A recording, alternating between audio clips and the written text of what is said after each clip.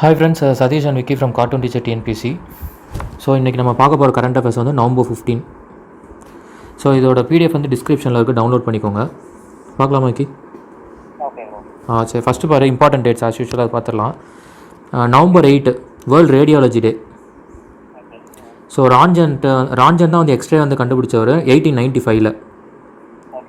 சரி, அது இம்பார்ட்டண்ட். இது பழைய ஜிகே கொஸ்டின்ற மாதிரி கேட்கலாம். இப்போல்லாம் இந்த மாதிரி கேட்குறது இல்லை, பட் இருந்தாலும் ஜஸ்ட்டு தெரிஞ்சுக்கோ. சரியா, 1895. ஸோ அடுத்து நவம்பர் 10 வேர்ல்டு இம்யூனைசேஷன் டே. இம்யூனைசேஷன் டே அது என்னென்னா ஒன்றுமே இல்லை, வேக்சின் வந்து அதாவது டிசீஸ் நம்ம வர்றதுலேருந்து ப்ரிவெண்ட் பண்ணுறதுக்காக வேக்சின்ஸ் பண்ணுறோம் இல்லையா.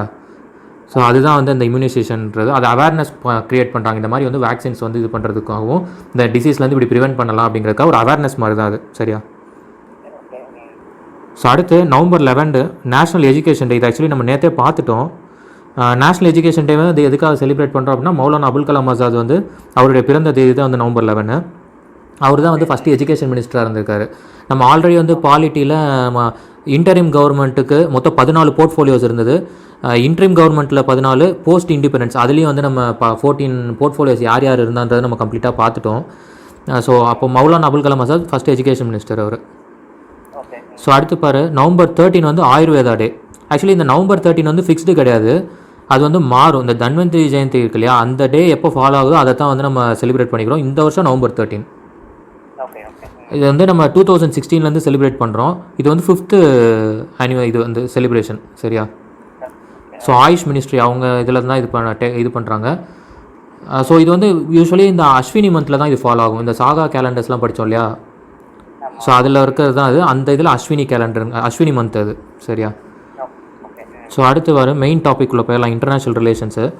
இது தவிர அவார்ட்ஸு, டெத்து, அப்புறம் அப்பாயின்மெண்ட்ஸ் இது எதுவும் இல்லை. ஸோ மெயின் டாபிக் போயிடலாம், international relation. First India and ஆஸ்திரேலியாவுக்குள்ளே இது என்ன அப்படின்னா, AIWC அப்படின்னு ஒன்று இருக்குது. அது என்னென்னா ஆஸ்திரேலியா இந்தியா வாட்டர் சென்டர். இது வந்து மெயினாக ரிசர்ச் அண்ட் எஜுகேஷன். எதுக்குன்னா வாட்டர் வந்து ஸ்கேர்சிட்டி ஆகுது இல்லையா இப்போ இருக்கிற டைமில். ரொம்ப அடுத்து இன்னும் ஒரு 30 இயர்ஸ்லலாம் பார்த்தோன்னா இன்னும் க்ரைசிஸ் ஸ்கேர்சிட்டி இருக்கும் அப்படின்லாம் சொல்கிறாங்க. ஸோ அதுலேயும் அர்பன் ஏரியாஸ்க்கும் ரூரல் ஏரியாஸ்க்கும் உள்ள அண்டர்ஸ்டாண்டிங்கு, அதே போல் ஃபெமைன் வந்துருச்சுன்னா அது மாதிரி நிறையா அந்த வாட்டர் ஸ்கேர்சிட்டி அட்ரஸ் பண்ணுறதுக்காக க்ரியேட் பண்ண ஒரு ஸ்கீம் தான், ஒரு ப்ரோக்ராம் தான் அது. யார் யார் கொலாபரேஷன்னா IIT குவாஹாட்டியில் இருக்கிறதும், அதே போல் அங்கே ஆஸ்திரேலியாவில் university of western Sydney.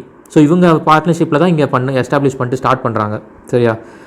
So இப்போ இந்த இதை வந்து ப்ரெசென்ட் பண்ணது யார் அப்படின்னா, கேபினெட் லெவலில் பார்த்தோன்னா நம்ம இதில் ரெப்ரசென்ட் பண்ணது யார் அப்படின்னா மினிஸ்ட்ரி ஆஃப் ஜல் சக்தி. சரி, அந்த வாட்டர் அவங்க அந்த மினிஸ்ட்ரியிலேருந்து தான் வந்து ரெப்ரசென்ட் பண்ணாங்க. யாருன்னா இவர் கஜேந்திர சிங், அவர் தான் வந்து இது பண்ணார். சரியா. ஸோ கஜேந்திர சிங் அவர் தான் அந்த மினிஸ்ட்ரியை வந்து ஹோல்ட் பண்ணிகிட்ருக்காரு. அதே போல் அங்கே ஆஸ்திரேலியாவில் வந்து மினிஸ்டர் ஆஃப் எஜுகேஷன், அவங்க அங்கே வந்து எஜுகேஷன் மினிஸ்ட்ரியும் நம்ம இதில் வந்து ஜல் சக்தி மினிஸ்ட்ரியும் வந்து பார்ட்டிசிபேட் பண்ணியிருக்காங்க. சரியா. ஸோ அடுத்து செகண்ட் பாரு ரீஃபார்ம்ஸ் வந்து UAE வந்து என்னென்னா அங்கெல்லாம் வந்து இஸ்லாமுக்கு தான் அதிக பாப்புலேஷன் உள்ள கண்ட்ரிஸ் இது எல்லாமே. ஸோ UAE பார்த்தோன்னா இஸ்லாமிக் பர்சனலால் ஒரு சில சேஞ்சஸ் பண்ணுறாங்க. என்னென்னா ஆல்கஹால் ரெஸ்ட்ரிக்ஷன்ஸு அதை வந்து லூசனிங் பண்ணுறாங்க. சரியா. ஒன்று. ரெண்டாவது வந்து ஹானர் கில்லிங்கை கிரிமினலைசேஷன் பண்ணுறாங்க. ஸோ அதை குறைக்கணும் அப்படின்னு பார்க்குறாங்க. இது வந்து ஒரு எக்ஸாம்பிளுக்காக 2 எழுதியிருக்கேன். ஒரு சில ப்ரொவிஷன்ஸ் வந்து கொண்டு வந்திருக்காங்க அதில். சரி, அந்தளவுக்கு நமக்கு அது இம்பார்ட்டன்ட் இல்லை. மெயினாக இந்த ரிலாக்ஸேஷன் யார் கொண்டு வந்தான்னு கேட்கலாம், UAE. சரியா. இது ஃபஸ்ட்டு. அதே போல் இன்னொன்று ரெண்டாவது பாரு, வேர்ல்டு எக்ஸ்போ வந்து அங்கே கண்டக்ட் ஆக போகுது துபாயில். எப்போனா அக்டோபர் 2021 மார்ச் 2022 வரைக்கும். இது எப்படின்னா என்னது வேர்ல்டு எக்ஸ்போ அப்படின்னா, நம்மலாம் வந்து எக்ஸிபிஷன்லாம் போவோம் பார்த்தியா, ஒரு 1 டே எக்ஸிபிஷன் ஒரு 2 days கண்டக்ட் பண்ணுறாங்க. அதே போல் தான் இது வந்து 6 months நடக்க போது. ஒரு இன்டர்நேஷ்னல் எக்ஸிபிஷன் மாதிரி இது. சரியா. வேர்ல்டு எக்ஸ்போங்கிறது ஒரு இன்டர்நேஷ்னல் எக்ஸிபிஷன், அவ்வளோதான். ஸோ அடுத்து பாரு தேர்ட் ஒன்று எத்தியோப்பியா. நம்ம ஆக்சுவலி லாஸ்ட்டு மந்த்து அதான் அக்டோபர் லாஸ்ட்டில் பார்த்தோன்னு நினைக்கிறேன். எத்தியோப்பியாவில் வந்து அந்த பிரைம் மினிஸ்டர் வந்து என்ன பண்ணியிருந்தாங்க, அவங்க ஸ்டேட்டுக்குள்ளே இருக்கிற ஒரு ப்ராவின்ஸில் வந்து மிலிட்ரி அனுப்பிச்சு ஃபைட் பண்ண வச்சுருந்து அனுப்பியிருந்தாங்க ஒரு ட்ரூப்பை. ஸோ எதுக்கு இது எழுதியிருக்கேன்னா, அது என்ன ரீஜன்றதை நான் அப்போ நான் சொல்லலை, பட் திரும்பியும் நியூஸில் வந்துட்டு இருந்தனால சரி ஏதோ மேபி கொஸ்டின் வந்துடக்கூடாதுங்கிறதுக்காக இது எழுதியிருக்கேன். சரியா. அந்த ரீஜன் பேர் என்ன, டிக்ரே ரீஜன். சரி, அந்த பிரைம் மினிஸ்டர் யாருன்னா அபி அகமது, இவர் தான் அது. இப்போ இதில் என்ன இஷ்யூ வேறு வருதுன்னா, இப்போ இந்த ரீஜன் வந்து பார்த்தீங்கன்னா அந்த கண்ட்ரியோட நார்த்தில் இருக்குது. ஸோ இப்போ இங்கேருந்து என்ன ஆகிறாங்க, இந்த இதில் அங்கே அடுத்து வந்து ரெஃப்யூஜிஸாக வந்து அதுக்கு அடுத்து மேலே இருக்கிற கண்ட்ரி சூடான் இருக்குது, அங்கே போகிறாங்க. சரியா? ஸோ அந்த மாதிரி இருக்குது. ஸோ எத்தியோப்பியா வந்து அந்த பிரைம் மினிஸ்டர் ஆர்டர் பண்ணி அட்டாக் பண்ண சொன்ன ரீஜன் வந்து டைக்ரே ரீஜன், அவங்க கண்ட்ரிக்குள்ளே இருக்கிற ரீஜன் தான் அது. ஸோ அடுத்து பாரு, 4th பிரிக்ஸ் சமிட்டு. இந்த பிரிக்ஸில் வந்து இதுதான் ஃபஸ்ட்டு சமிட்டு. யாருக்குன்னா finance ministers and central bank governors இருக்காங்க இல்லையா, அவங்களாம் பார்ட்டிசிபேட் பண்ணுற இது சமிட்டு. இதுதான் ஃபஸ்ட்டு சமிட் இந்த மாதிரி இது. ஸோ அதில் நம்ம இதில் வந்து ஃபினான்ஸ் மினிஸ்டர் நிர்மலா சீதாராமன் அவங்க வந்து அட்டன் பண்ணியிருக்காங்க. சரி, அதில் அந்த ஏ போட மிஸ் பண்ணியிருப்பாரு, அதை எழுதிக்கோ, நிர்மலா சீதாராமன். சரியா? ஸோ அதான் இந்த இதை வந்து அவங்க அட்டன் பண்ணியிருக்காங்க. இது மட்டும் பார்த்துக்க, அவ்வளோதான். வேறு ஒன்றும் பெருசாக அதில் என்ன நடந்துச்சு அதெல்லாம் அவ்வளோ சிக்னிஃபிகன்ஸ் இல்லை. ஸோ அடுத்து பார், செகண்ட் சோஷியல் இஷ்யூ கிடையாது.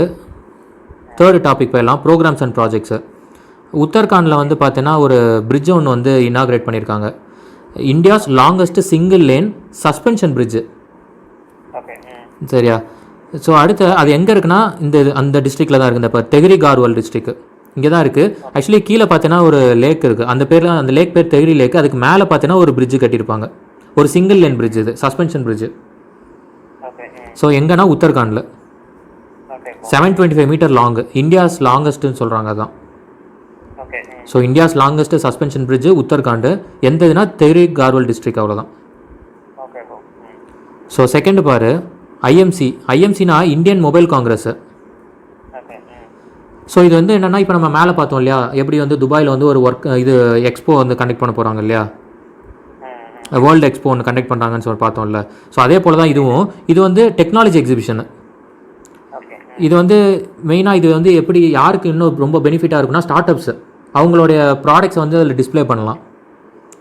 ஸோ அதில் வந்து ரொம்ப அவங்க ஸ்டார்ட் அப்ஸ்க்கு தான் இது குறிப்பாக ரொம்ப ஹெல்ப்ஃபுல்லாக இருக்கும். ஸோ 4th சமிட் வந்து நடக்க போகுது. சரியா? ஸோ இது என்ன சொல்கிறாங்கன்னா, லார்ஜஸ்ட் டிஜிட்டல் ஃபோரம் சொல்கிறாங்க ஏஷியாலேயே. ஸோ இதை கண்டக்ட் பண்ண பை யார் ஆர்கனைஸ் பண்ணுறாருன்னா, DOT, department of telecommunication and COAI. அது என்னென்னா cellular operators association of India. சரியா? புரியுதுல்ல? ஸோ அடுத்து 4th டிஃபென்ஸ் எதுவும் இல்லை. 5th டாபிக் போயிடலாம், எக்கனாமிக்ஸு. இப்போ நம்ம ஆல்ரெடி பேண்டமிக்னால கிரைசிஸ் நிறையா இருக்கு இல்லையா, எக்கனாமி வந்து ரொம்ப டவுன் ஆயிடுச்சு. ஸோ இப்போ பூஸ்டப் பண்ணுற வேலைகள் தான் நடந்துகிட்ருக்கு. நம்ம ஒரு 2 days பேக் கூட இந்த ஃபினான்ஷியல் இன்சென்டிவ்ஸ்லாம் கொடுக்குறாங்கன்னு சொல்லி PLI ஸ்கீம் பார்த்தோம். ஸோ அந்த மாதிரி நிறையா வந்து என்னென்னா இன்வெஸ்ட்மெண்ட் பண்ணுறாங்க. சரியா? பூஸ்டப் பண்ணுறதுக்காக. ஸோ அப்படி வந்து என்ன பண்ணுறாங்க, கோல் ஆக்ஷன் வந்து ஃபஸ்ட்டு ஒரு போர்ஷன் வந்து கொடுக்குறாங்க, ஆக்ஷனில் விடுறாங்க. ஸோ அப்படி பண்ணும்போது நமக்கு அதோட ரெவன்யூ வந்து 7500 crore நமக்கு வரப்போகுது அதில். சரியா? ஸோ அதெல்லாம் கேட்க மாட்டாங்க, அதெல்லாம் விட்டுரு. பட் நம்ம இதில் என்ன தெரிஞ்சுக்கணும் அப்படின்னா, இந்தியா தான் வந்து செகண்ட் இம்போர்ட்டர் கோல். அதே போல் அந்த கோல் ரிசர்வ்ஸ் நம்மக்கிட்ட இருக்கிறதுல வந்து வேர்ல்டு லெவலில் பார்த்தீங்கன்னா நம்ம 5th இருக்கும். சரி, நம்ம செகண்ட் லார்ஜஸ்ட் இம்போர்ட்டர். அதே போல் நம்மக்கிட்ட வந்து 5th இருக்கும் கோல் ரிசர்வ்ஸில் இருக்கிறதுல. சரியா? ஸோ இதுதான் இம்பார்ட்டண்ட்டு. அது நியூஸில் அந்த இதெல்லாம் கேட்க மாட்டாங்க, ஆக்ஷன்லாம் கேட்க மாட்டாங்க. பட் இது ரெண்டுக்கு தெரிஞ்சுக்க இதுக்கு கேட்பாங்க. ஸோ அடுத்து பாரு, NCMCனா என்னென்னா national common mobility debit card. இது வந்து கர்நாடகா பேங்க் லிமிடெட் அவங்க கொண்டு வந்திருக்காங்க. அதாவது ஒரு காமன் கார்டு மாதிரி. இப்போ டிரான்ஸ்போர்ட்டேஷனில் இப்போ இதில் நம்ம இது இருக்குல்ல, ஸோ நம்ம மெட்ரோ ட்ரெயின்ஸ்லாம் இருக்குல்ல அங்கே. ஸோ நிறையா மல்டிபிள் ஆக்சஸ் டோலு, ஸோ இந்த மாதிரிலாம் இருக்குல்ல. இதுக்கு ஒரு காமன் இதில் பேமெண்ட் பண்ணுற மாதிரி க்ரியேட் பண்ணியிருக்காங்க, வேறு ஒன்றும் இல்லை. சரியா? So common mobility debit card இது. ஸோ அடுத்து MSME ஜாப் ஜென்ரேஷன். இது வந்து என்னென்னா, இது ஒரு ரேங்க் தான். இந்த இது என்ன பண்ணியிருக்காங்க, யார் பப்ளிஷ் பண்ணியிருக்கா அப்படின்னா RBI. என்னென்னா இந்த MSME செக்டர்ஸில் அதிகமாக ஜாபை உருவாக்கியிருக்கக்கூடிய ஸ்டேட்ஸு, அந்த லிஸ்ட்டை தான் RBI கொடுத்துருக்கு. ஸோ MSMEனாலே என்ன, micro small and medium enterprises. So இப்போ இந்த மைக்ரோ ஸ்மால் மீடியம்க்கு ஒரு சில டெஃபினிஷன்ஸ் இருக்குது. இத்தனை அமௌண்ட் இன்வெஸ்ட் பண்ணி ஒரு பிஸ்னஸ் ஸ்டார்ட் பண்ணாங்கன்னா அது மைக்ரோவில் வரும், ஸ்மாலில் இத்தனை இவ்வளோ இன்வெஸ்ட் பண்ணால் இருக்குது. ஸோ மீடியம், இது இப்படிலாம் ஒரு சில லிமிடேஷன்ஸ் இருக்குது. இந்த அமௌண்ட்டுக்கு கீழே இன்வெஸ்ட் பண்ணால் அந்த செக்டர்ஸ்குள்ளே வரும். சரியா? ஸோ MSMEங்கிறது அந்த மாதிரி வரக்கூடிய என்டர்பிரைசஸ்ஸு. இதில் வந்து ஃபஸ்ட்டு யார் இருக்கா அப்படின்னா மகாராஷ்டிரா, செகண்டு நம்ம தமிழ்நாடு இருக்குது. ஸோ இது இம்பார்ட்டண்ட்டாக வரதுக்கு வாய்ப்புகள் உண்டு. தமிழ்நாடு செகண்ட் லெவலில் இருக்குது, 3rd குஜராத், 4th மத்திய பிரதேஷ், 5th UP. அதுலேயும் UP வந்து பார்த்தீங்கன்னா கொஞ்சம் பின்னாடி தான் இருந்தது. பட் ஆனால் அது வந்து இவங்க பூஸ்டப் ஆகி 5th பிளேஸ் வந்ததுக்கு கூட ஒரு முக்கிய காரணம் என்னன்னு சொல்கிறாங்கன்னா, இந்த கீழே எழுதியிருக்கேன் பாரு, அடுத்து one district one product scheme. இந்த ஒன் டிஸ்ட்ரிக்ட் ஒன் ப்ராடக்ட் ஸ்கீமுங்கிறது பார்த்தீங்கன்னா இது என்னங்கிறதுக்கு முன்னாடி ஃபஸ்ட்டு இது வந்து பார்த்தீங்கன்னா ஜப்பானில் தான் இது யூஸ் பண்ணிட்டு இருந்தாங்க 1970s. ஸோ ஜப்பானில் கொண்டு வந்த கான்செப்ட் இது 1970s அவங்க இம்ப்ளிமெண்ட் பண்ணியிருக்காங்க. இப்போ அது UP வந்து இம்ப்ளிமெண்ட் பண்ணது தான் இந்த பேண்டமிக் டைமில் அவங்கள வந்து பூஸ்டப் பண்ணியிருக்கு எக்கனாமி அப்படிங்கிறாங்க. சரியா? அது என்ன அப்படின்னா ஒன் டிஸ்ட்ரிக்ட் ஒன் ப்ராடக்ட்னா இப்போ ஒரு குறிப்பிட்ட ஏரியா வந்து ஒரு குறிப்பிட்ட ப்ராடக்ட்டை வந்து அவங்க மேனுஃபேக்சர் பண்ணுவாங்க. கரெக்டாக? இப்போ உதாரணத்துக்கு கடவுளை மிட்டாய்னா கோவில்பட்டின்னு சொல்கிறோம் இல்லையா? அதை போல் எல்லா ஊருமே இப்போ திண்டுக்கல்லாம் லாக்கு சொல்கிறோம், பூட்டு சொல்கிறோம். ஸோ அது மாதிரி ஒரு ஒரு ஊர் ஒரு இதுக்கு ஒரு இது இருக்குது இல்லையா, மேனுஃபேக்சரிங்க்கு ஒரு இப்போது அந்த ஊரை வந்து என்ன, அந்த இடத்த வந்து இன்னும் வந்து அட்வர்டைஸ் பண்ணுறாங்க, மார்க்கெட்டிங்க்கு ஹெல்ப் பண்ணுறாங்க, லோன்ஸ் வந்து கொடுக்குறாங்க. அதே போல் ஒரு காமன் ஃபெசிலிட்டி சென்டர் க்ரியேட் பண்ணி கொடுத்துட்றாங்க. அதை பாதுகாக்கிறதுக்கும் அதை சேல் பண்ணுறதுக்கும் ஒரு எம்ஃபசைஸ் பண்ணி விட்றாங்க. புரியுதா? ஸோ இதனால் என்ன ஆகும் அப்படின்னா இட்ஸ் அ ரீவைவல். எதுனா அந்த லோக்கல் ஆர்ட்ஸ் அண்ட் கிராஃப்ட்ஸை வந்து அழியாமல் அதை பாதுகாக்கும் ஒன்று. ஏன்னா இதெல்லாம் ட்ரெடிஷ்னலாக அவங்க ரொம்ப காலங்களாக பண்ணிகிட்டு இருக்கிற தொழில் இல்லையா? ஸோ அப்படின்னும்பொழுது அந்த மாதிரி லோக்கல் எம்ப்ளாய்மெண்ட்டை க்ரியேட் பண்ணும், அதில் வந்து ஆர்ட்ஸ் அண்ட் கிராஃப்ட்ஸ் அவங்களுடைய இதை வந்து பாதுகாக்கும் அப்படிங்கிறாங்க இந்த கான்செப்ட், இந்த ஒன் டிஸ்ட்ரிக்ட் ஒன் ப்ராடக்ட்டுங்கிறது. ஸோ அடுத்து வந்து 6th 7th எதுவும் இல்லை, 8th பாரு, books Gandhi as I understood அப்படின்னு சொல்லி ஒரு ஆந்தாலஜி வந்து ரிலீஸ் பண்ணியிருக்காங்க. யாருன்னா நேபாள் பிரசிடென்ட் பிந்தியா தேவி பந்தாரி. ஸோ இவங்க ரிலீஸ் பண்ணியிருக்காங்க. பட் இதை ரெடி பண்ணது யார் அப்படின்னா நம்ம நேபாளில் இருக்கக்கூடிய இந்தியன் எம்பசி, அங்கே இருக்கு இல்லையா எம்பசி, ஸோ அவங்க தான் வந்து பப்ளிஷ் பண்ணியிருக்காங்க. ஒரு என்ஜிஓவும் சேர்ந்து ஹெல்ப் பண்ணியிருக்காங்க. ஸோ இவங்க 2 பேர் தான் பண்ணி ஒரு கோஆர்டினேஷனில் பண்ணது. இதை ரிலீஸ் பண்ணுறது யாருன்னா வந்து நேபாள் பிரசிடென்ட். இந்த 151st பர்த் அனிவர்சரி, அவருடைய பர்த்டே இப்போ October 2. ஸோ அது வந்து இன்டர்நேஷ்னல் டே ஆஃப் நான் வயலன்ஸ்னு சொல்லி 2007 யுனைடெட் நேஷன் வந்து சொல்லி கொண்டாடிட்டு இருக்காங்க. ஸோ இப்போ வந்து இது 151st அனிவர்சரி இந்த வருஷம் 2020. ஸோ அதனால் அங்கே வந்து பண்ணுறாங்க. அது நேபாளி லாங்குவேஜில் இருக்குது. ஸோ இப்போ இந்த ஆந்தாலஜி அப்படின்னாலே என்ன அப்படின்னா மீனிங்கு, இப்போது உதாரணத்துக்கு வந்து ஒரு இது ஆந்தாலஜினாலே ஒரு கலெக்ஷன் அப்படிங்கிறது தான் அதோட மீனிங். ஓகேவா? கலெக்ஷன்னா எதோட கலெக்ஷன் அப்படின்னா இப்போது அது வந்து ஒரு குறிப்பிட்ட டாப்பிக்கை பற்றி டிஃப்ரெண்ட் ஆத்தர்ஸ் சொல்லியிருப்பாங்க இல்லையா, அது அப்படி இருக்கலாம். அப்படி இல்லைன்னா ஒரு ஆத்தரோடைய மல்டிபிள் ஒர்க்கை வந்து கம்பைல் பண்ணியிருக்கலாம். புரியுதா? இப்போது ஷேக்ஸ்பியர் இருக்கார் அப்படின்னா அவருடைய பிளேஸ் இருக்குது, அவருடைய சின்ன ஸ்டோரிஸ் இருக்குது, இதெல்லாமே சேர்த்து கம்பைல் பண்ணுறது ஒரு விதம். இன்னொன்று, ஒரே ஒரு டாப்பிக்கை ஒருத்தர் பேசியிருப்பாங்க, அதே போல் அந்த டாபிக் பற்றி இன்னொருத்தரும் பேசியிருப்பாங்க இல்லையா. ஸோ மல்டிபிள் பர்சனாலிட்டிஸ் பேசியிருக்கிறது எல்லாத்தையும் கம்பைல் பண்ணுறதும் ஒன்று. புரியுதா? ஸோ இப்படி மாதிரி கலெக்ஷன்றது தான் ஆந்தாலஜியோட மீனிங்கு, கலெக்ஷன் ஆஃப் ஒர்க்கு. சரியா? இப்போ வந்து மியூசிக்கும் அதே மாதிரி தான். இப்போ வந்து ஒரு மியூசிக் போடுறாங்க அப்படின்னா அவங்களுடைய கலெக்ஷன் ஆஃப் இதையும் ஆந்தாலஜின்னு சொல்லலாம். சரியா? ஸோ அதான் வந்து இது. ஸோ இது வந்து யார் ரிலீஸ் பண்ணி அதோட டைட்டில் என்னென்னா Gandhi as I understood. So இதுக்கு ஹிந்தி வேர்டும் இருக்குது, நான் அதை எழுதலை ஏன்னா அது வந்து நம்ம கொஸ்டினில் எப்படியும் வராது. ஸோ அதனால் இங்கிலீஷ் டேர்ம் மட்டும் அதுக்கு எழுதியிருக்கேன். சரியா? ஸோ அடுத்து பாரு 12th டாபிக் போயிடலாம். ஏன்னா 9 பாலிட்டி இல்லை, 10 இல்லை, 11 இல்லை, 12th வந்து ஸ்பேஸு. 30 மீட்டர் டெலஸ்கோப், டிஎம்டின்றாங்க ஷார்ட் ஃபார்மாக. 30 மீட்டர் டெலஸ்கோப் வந்து எங்கே வந்து செட்டப் பண்ண போகிறாங்கன்னா ஹவாய், யூஎஸ்ஏல. இது வந்து ஒரு இன்டர்நேஷ்னல் கொலாபரேஷன். இது யார்னா India, China, Japan, California and Canada. சரியா? இது வந்து ஆக்சுவலி இதில் ரொம்ப க்ரூஷியலாக ப்ளே பண்ண போகிற பர்சன் யாருன்னா நோபல் லாரெட் வந்து இப்போ இந்த டைம் வாங்கின ஃபிசிக்ஸ்க்கு வாங்கின ஆண்ட்ரியா கெஸ், இவங்க தான் இவங்க. அதே போல் நம்ம ஃபிசிக்ஸ்க்கு நம்ம என்ன பார்த்தோம், மொத்தம் 3 பேர் வாங்கியிருந்தாங்க. இவங்க வந்து விமன், ஆண்ட்ரியா கெஸ் விமனு. இது இல்லாமல் ரோஜர் அவர் வாங்கியிருந்தார். அப்புறம் வந்து ரெயின்ஹார்ட். சரியா? இவங்க 3 பேர் தான் வாங்கியிருந்தாங்க. ஸோ இப்போ இந்த டெலஸ்கோப் ப்ராஜெக்ட்டில் பார்த்தீங்கன்னா இந்த ஆண்ட்ரியா கெஸ் வந்து இன்வால்வ் வர போகிறாங்க, இந்தியன் ஆஸ்ட்ரானமர்ஸ் அண்டு அவங்க இது அந்த சைடில் வந்து இவங்களும் வந்து இன்வால்வ் வராங்க. சரியா? ஸோ இதில் ஒரு சிக்னிஃபிகன்ஸ் என்னென்னா, இது வந்து அந்த ஹபிள் டெலஸ்கோப் ஒன்று ஆல்ரெடி இருக்குது எக்ஸிஸ்டிங். இது அதை விட 9 டைம்ஸ் லார்ஜராக இருக்குது, 12 டைம்ஸ் ஷார்ப்பராக இருக்குது, அதோட அக்யூரசி அதிகமாக தருது. சரியா? ஸோ இது வந்து இது அந்தளவுக்கு கேட்க மாட்டாங்க, பட் சும்மா ஜஸ்ட் தெரிஞ்சுக்க. ஹபிள் டெலஸ்கோப் பற்றி ஒரு டைம் நீ எடுத்துக்கோ, அது ஹோம்ஒர்க்காக எடுத்துக்க. சரியா? ஹபிள் டெலஸ்கோப் வந்து எப்போ வந்து இது கொண்டு வர ஆரம்பித்தாங்க, எப்போத்துலேருந்து அது செயல்படுத்திட்டு இருக்காங்கன்றதை பார்த்துட்டு சொல்லு. சரியா? அது ஹோம்ஒர்க்காக எடுத்துக்க. ஸோ அடுத்து பாரு செகண்ட் ஒன்று, எர்த் சர்ஃபேஸ் மாஸ் இது. சரியா? எர்த் சர்ஃபேஸ் மாஸ், இது மாஸ்க் இல்லை, அது மாசு. இது வந்து நாசா வந்து என்ன சொல்கிறாங்க அப்படின்னா 2020 இந்த வருஷம் எடுத்த டேட்டாஸ் படி பார்த்தா எர்த்தோட மாஸ் வந்து டிவேட் ஆகுது. அங்கே 2004 வந்து இருந்ததோட இப்போ நமக்கு வந்து வேரியேஷன் இருக்குது அப்படிங்கிறாங்க. அதை யார் கேல்குலேட் பண்ணா அப்படின்னா அது வந்து கிரேஸ் மிஷன்ற பேரில் கேல்குலேட் பண்ணியிருக்காங்க. நாசா அண்டு ஜெர்மனி இவங்க 2 பேர் சேர்ந்து தான் பண்ணுறாங்க. இந்த கிரேஸ் மிஷன் வந்து இதை வந்து கேல்குலேட் பண்ணியிருக்கு. சரியா? நம்ம நேற்றே பார்த்தோம் இல்லையா, இப்போ வந்து கிரீன்லேண்ட் அங்கே வந்து பனிலாம் உருகிச்சு, டன் கணக்கில் உருகிருக்கு அப்படின்னு சொல்கிறாங்க. அப்போது அந்த எர்த்தோட ஆக்சிஸே பார்த்தோன்னா மாறுமா எப்போனா இந்த கம்ப்ளீட்டாக உருக ஆரம்பிச்சு தண்ணியோட லெவல் இன்க்ரீஸ் ஆக ஆரம்பிச்சிச்சுன்னு வச்சுக்கேன். ஸோ எர்த்தோட மாஸ் வந்து வேரி ஆகும், ஸோ டில்ட்டிங் வந்து மாறும் அப்படிங்கிற மாதிரி சொன்னாங்கன்னு நம்ம ஏற்கனவே படிச்சிருந்தோம். ஸோ அது வந்து இப்போ சில வேரியேஷன் இருக்குது அப்படிங்கிற மாதிரி இவங்க சொல்கிறாங்க. எர்த்து சர்ஃபேஸ் மாஸ் வேரியேஷன் இருக்குது. எதனால? இந்த change in amount of water, ice and snow. சரியா? இது வந்து கிரேஸ் மிஷன். இந்த மிஷன் வந்து எதுக்குன்னா கால்குலேட் பண்ணியிருக்காங்க இதை. ஸோ அடுத்து பார் 13th topic science and tech. இதில் வந்து டென்மார்க்கில் வந்து மிங்ஸ்ன்னு ஒரு சின்ன ஒரு மேமல் இருக்குது. அது ரொம்ப குட்டியாக தான் இருக்கும். அந்த எலி மாதிரி, எலியோட இன்னும் கொஞ்சம் இந்த முயல் சைஸ் வச்சுக்கேன் அப்படி இருக்கும். சரியா? ஸோ அது என்னென்னா, இந்த கொரோனாக்கு இப்போ வேக்சின் கண்டுபிடிச்சிட்டு இருக்காங்க இல்லையா? அது வந்து ஸ்டார்டிங்கில் என்ன சொன்னாங்க, பேட்லேருந்து பரவுச்சு அப்படின்னாங்க. ஸோ இப்போது இந்த மிங்ஸ்லேருந்தும் ஸ்ப்ரெட் ஆகுது அப்படிங்கிறாங்க. அப்படி ஆகும் பொழுது இப்போ கண்டுபிடிச்சிட்டு இருக்கிற வேக்சின் எதுவுமே அது வந்து அப்ளிகபிள் ஆகிடாது அப்படிங்கிறாங்க.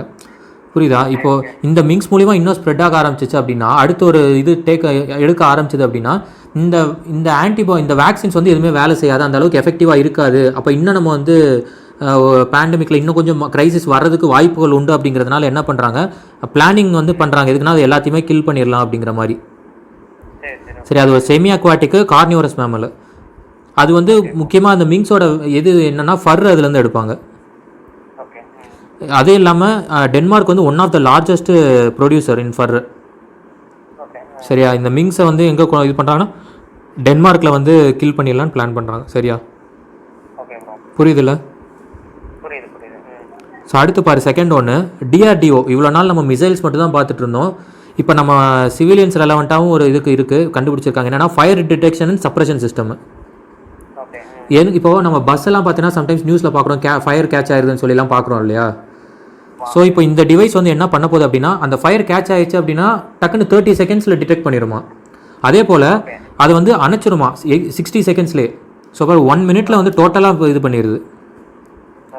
சரி, அந்த மாதிரி ஒன்று கண்டுபிடிச்சிருக்காங்க, fire detection and suppression. So for 30 செகண்ட்ஸில் டிடெக்ட் பண்ணிடுது, 60 செகண்ட்ஸில் அது எக்ஸ்டிங்யூஷ் பண்ணிடுது அது. ஸோ அது வந்து டிஆர்டிஓ. அடுத்து தேர்ட் ஒன் பாரு செக்கு.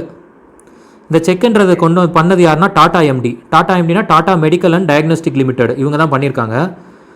இது வந்து என்னென்னா ஒரு பேப்பர் கிட்டு. ஆக்சுவலி நம்ம வந்து லாஸ்ட் மந்த்தே பார்த்தோம், ஃபெலுடா அப்படின்னு சொல்லி ஒரு பேப்பர் கிட்டு. இப்போ நம்ம நிறையா டெஸ்ட் கிட்லாம் பார்த்துட்டு இருந்தோம் இல்லையா? நிறையா கண்ட்ரிஸ் இப்போ சைனா கொடுத்துருந்துச்சு, நம்ம இதில் நிறையா டெஸ்ட் கிட்லாம் யூஸ் பண்ணிகிட்டு இருந்தோம். ஆக்சுவலி ஃபஸ்ட்டு வந்து பேப்பர் கிட் வந்து கொண்டு வந்ததே வந்து இந்த ஃபெலுடா தான் வந்தது ஃபஸ்ட்டு. ஒரு மேட்டர் ஆஃப் 45 மினிட்ஸ் 60 மினிட்ஸ்க்குள்ளே நமக்கு அது ரிப்போர்ட் காட்டிடும் என்னன்ட்டு. இப்போ ப்ரெக்னென்சிக்கு டெஸ்ட் கிட் எடுக்கிறாங்கல்ல, அதில் வந்து லைன் காட்டும், டபுள் லைன் சிங்கிள் லைன் வச்சா அவங்க ப்ரெக்னென்சி கன்ஃபார்ம்லாம் பண்ணிக்கிறாங்களா. அதே போல் தான் இந்த ஃபெலுடாங்கிறதும். அதை வச்சே நம்ம வந்து இதுனா இதில் சலைவா யூஸ் பண்ணுவாங்க. சரியா? ஸோ இதை யூஸ் பண்ணி நம்ம வந்து அந்த ரிசல்ட் வந்துச்சு, இந்த பேப்பர் கிட் யூஸ் பண்ணுறாங்கன்னு சொல்லி நம்ம போன மாதம் பார்த்தோம். இப்போ இது வந்து செகண்டு, இந்த செக்குன்றது செகண்ட், இது அதுவும் பேப்பர் கிட் தான். சரியா? ஸோ இது வந்து எதை பேஸ் பண்ணி ஒர்க் ஆகுது அப்படின்னா, அந்த CRISPR-Cas9 இதோட பேஸ்டு டெக்னாலஜி தான் இதில் யூஸ் பண்ணுறாங்க. அப்படி இது என்ன அப்படின்னா, இது வந்து ஜெனட்டிக்கை வந்து மாடிஃபை பண்ணுற டூல் இது. சரியா? இப்போது டிஎன்ஏ இருக்குதுன்னு வச்சுக்கேன். இப்போது டிஎன்ஏல என்ன பண்ணும், அந்த டிஎன்ஏவை கட் பண்ணும், இல்லை அதை எடிட் பண்ணி மாடிஃபை பண்ணலாம், எப்படி வேணாலும் ஆல்ட்ரு பண்ணிக்கலாம். அந்த டூல் தான் இந்த CRISPR-Cas9. சரி, அந்த இதை ஆல்ட்ரு பண்ணுறது தான். இப்போ அந்த பேஸ் பண்ணி தான் இந்த பேப்பர் கிட்ட வந்து ரெடி பண்ணியிருக்காங்க. சரியா? இந்த CRISPRனா என்னென்னா, ஃபஸ்ட்டு வந்து சி இருக்கு இல்லையா, அது வந்து கிளஸ்டர்டு. அடுத்து ஆர் வந்து ரெகுலர்லி. அடுத்து வந்து ஐ வந்து இன்டர்ஸ்பேஸ்டு.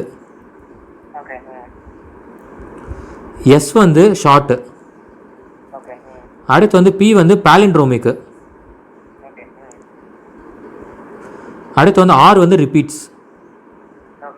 சரியா?